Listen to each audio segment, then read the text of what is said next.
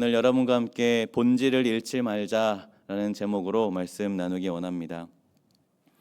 오늘 말씀이 주어진 시기는 다리오 왕 제4년 아홉째 달 기슬레월 4일이라고 합니다. 복잡하게 들리지만 이를 간단하게 말씀드리면 바벨론 포로기에 종결이 임박했다는 것입니다. 예레미야 선지자가 예언했던 70년 동안의 바벨론 포로기가 곧 끝나려 하고 있는 것입니다. 이들이 바벨론의 포로로 끌려갔던 이유가 무엇입니까? 하나님께 범죄했기 때문입니다. 남유다가 하나님께 범죄했기 때문에 하나님은 바벨론을 사용하셔서 남유다를 치셨고 결국 멸망했습니다.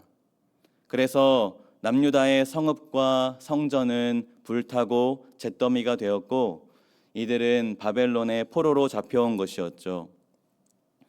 오늘 말씀을 보니까 이들은 하나의 절기를 만들고 지키고 있었음을 알게 됩니다.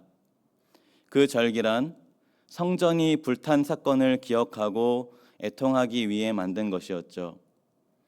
이들은 하나님께 은혜를 구하고 포로됨의 슬픔을 아뢰고자 5월 중에 절기를 만들었습니다.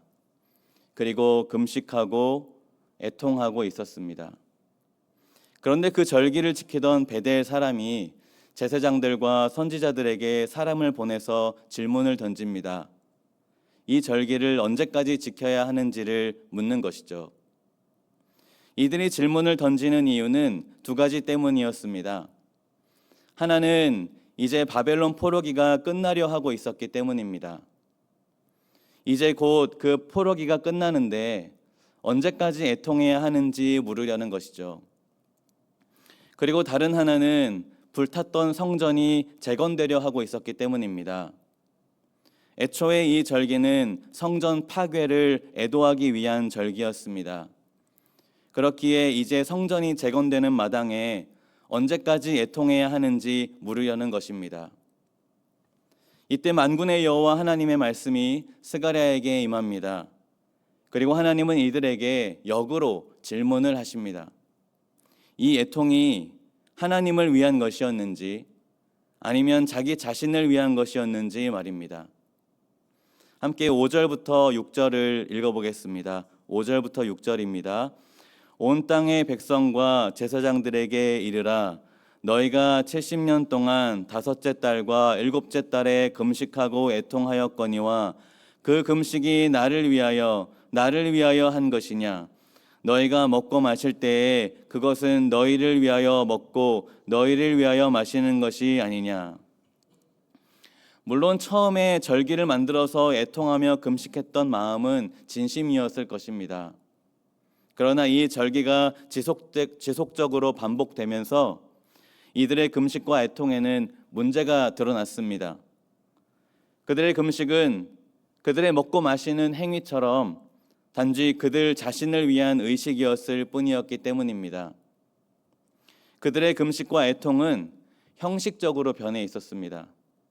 모양만 남은 것입니다. 절기는 지켜야 하는 것이니까 그저 지켜야 한다는 생각만 가득했습니다. 사실 이들의 금식은 그들에게 닥친 여호와의 진노 앞에서 그들의 통회를 드러내야 했습니다. 뿐만 아니라 성전이 불탔던 심판으로부터 배워야 할 교훈을 배워야 하는 시간이 되어야 했습니다. 그러므로 그 금식과 애통은 하나님께서 요구하신 대로, 하나님께서 말씀하신 대로 열매를 맺어야 했죠. 무슨 말입니까? 이들의 금식과 애통은 하나님과의 근본적인 관계 회복을 위한 것이어야 했다는 것입니다. 그래서 하나님은 절기를 언제까지 지켜야 하는지를 묻는 베델 사람에게 7절로 대답하십니다. 우리 함께 7절을 읽어보도록 하겠습니다. 시작.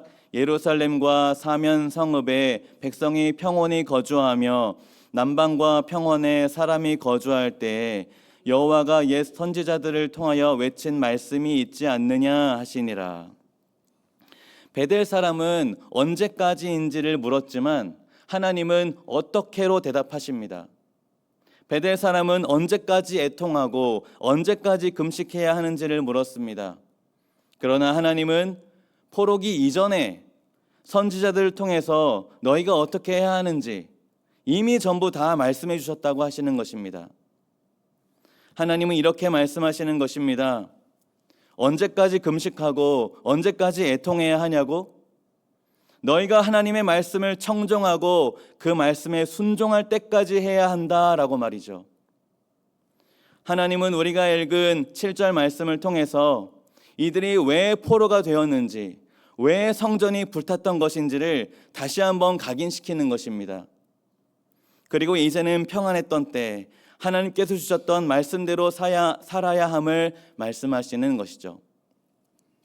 하나님은 친절하시게도 이들이 지키며 살아야 하는 그 포로기 이전에 하셨던 말씀을 다시 상기시켜 주십니다. 제가 9절과 10절 말씀을 읽어드리겠습니다. 만군의 여호와가 이같이 말하여 이르시기를 너희는 진실한 재판을 행하며 서로 인애와 긍휼을 베풀며 과부와 고아와 나그네와 궁핍한 자를 압제하지 말며 서로 해하려고 마음에 도모하지 말라 하였으나 하나님은 포로기 이전부터 이들에게 진실한 재판을 요구하셨습니다. 서로 인애와 긍휼을 베풀고 과부와 고아와 나그네와 궁핍한 자를 압제하지 않고 서로 해하려고 마음에 도모하지 말라고 하셨습니다. 그런데 그들은 아직까지도 그 말씀을 지키지 않고 있었습니다. 성전이 불타는 모습을 보며 이들은 배워야 했습니다. 불탄 성전을 기념하는 금식과 애통으로 이들은 깨달아야 했습니다.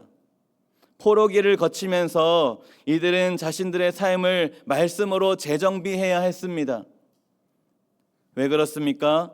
남유다가 멸망하고 포로로 잡힌 이유가 하나님의 말씀 듣기를 거부하고 순종하지 않았기 때문입니다.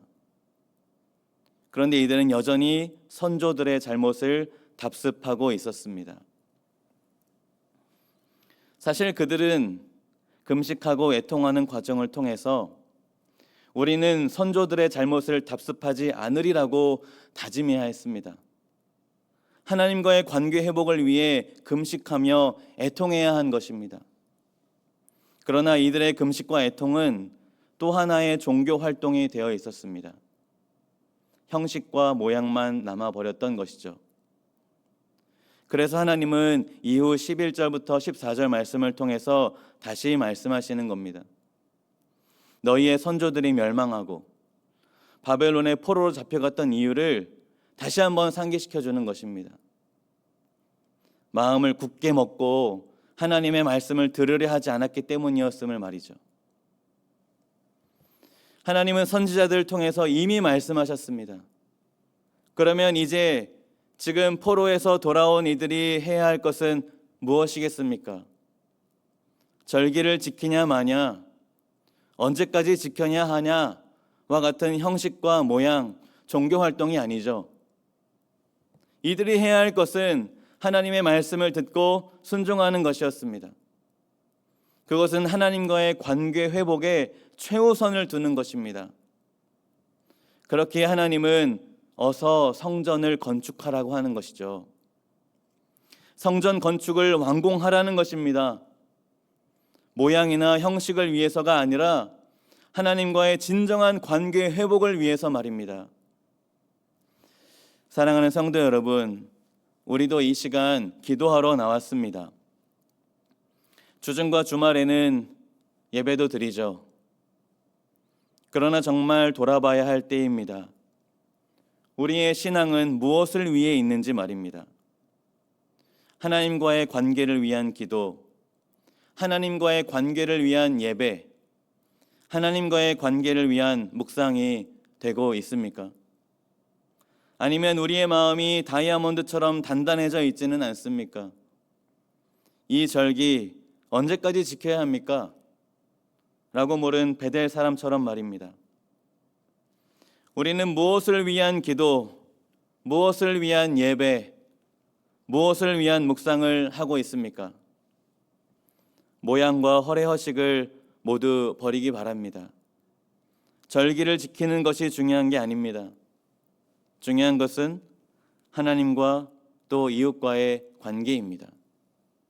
그 하나님을 위한 신앙생활을 하는 저와 여러분이 모두 되시기를 축복합니다. 우리 시간 기도하겠습니다. 기도하실 때 하나님, 혹시 우리의 기도와 우리의 예배, 우리의 묵상이 또 다른 종교 활동, 또 다른 모양, 또 다른 형식이 되어 있지는 않습니까? 그저 해야 되니까 하고, 예배 드리면서 평가하고, 예배 드리면서 왜 이건 없어? 왜 저건 없나? 하나님을 바라보기보다 다른 것들을 바라보고 있지는 않습니까? 이 시간 우리 기도할 때 하나님과의 관계에 최우선을 두는 기도가 되게 하시고, 하나님을 바라보는 예배, 하나님으로 인한 묵상이 될 수 있도록 해달라고 이 시간 함께 기도하며 나아가겠습니다. 함께 기도하겠습니다.